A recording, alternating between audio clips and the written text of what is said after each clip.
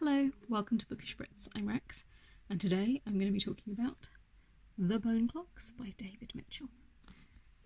Now, I picked this up last year, and I hadn't read it because it's a physical copy, and I tend to just read digital books because it's easier on the train, and you know, when you're going to sleep, you know, it's backlit. There's lots of reasons why it's easier to read digital books. But as we are locked down, it was very easy to actually read a physical book, and I specifically picked this because I loved Ghostwritten and I loved Cloud Atlas. Now, you may have heard of Cloud Atlas because of the motion picture that was very popular, and it's one of his best works, definitely, but Ghostwritten is probably my personal favourite. But one thing David Mitchell does really well is incidental sci-fi, and what I mean by that, this is a phrase I've said for years and years, is the story is character driven. It's about the people, it's about the situation. It's not about the sci-fi elements that are there. They're a device for the plot, not the overarching point. And I love stuff like that. And Mitchell is great. So Ghostwritten, Cloud Atlas, they all follow that. He writes people well.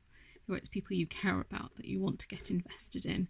And he's really good at doing multi-narrative. Not everyone is good at really spending time with each character, or even a short amount with a character, and actually making you give a shit about them. So this is something David Mitchell does particularly well, and The Bone Clocks is no different. So in The Bone Clocks, we're following a girl called Holly. The book starts when she's quite young, and then it changes to different characters, but you meet Holly at different points throughout her life and see how this all culminates together with the sci-fi elements coming to the forefront at the end of the book. And it's thoroughly worth it. It's about 600 pages, so it might seem a bit daunting, but it goes really fast. Like, you'll through it relatively quickly, and there's just enough. He gives you just enough, just hints and little tidbits as the book goes on, until he finally explains what's really happening towards the end of the book. But by then you just care so much about the people, and it's very quick with the David Mitchell to get involved and to get interested.